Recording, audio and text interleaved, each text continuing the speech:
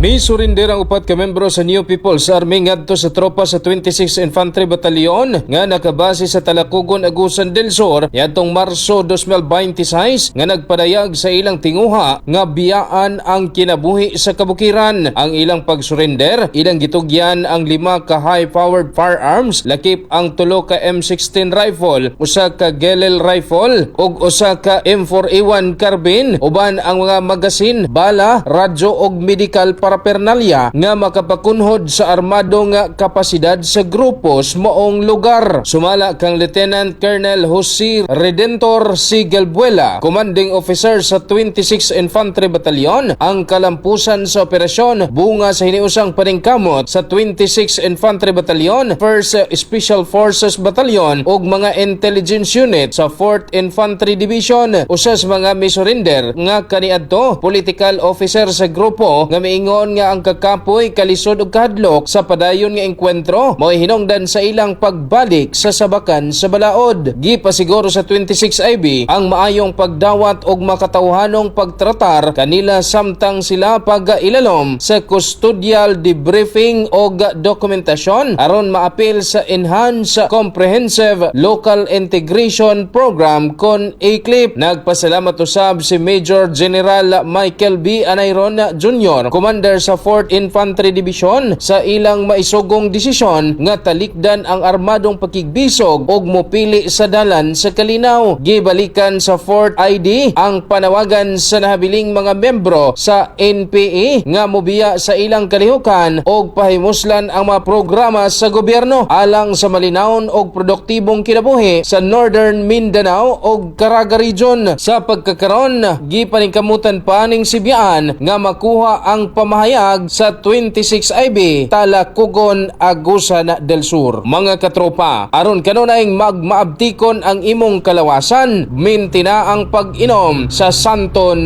Plus Gold. Alang sa Dakiusang Pilipino para sa Pilipinas, kini si katropang Ray Alburo Alinton, ex-FM News.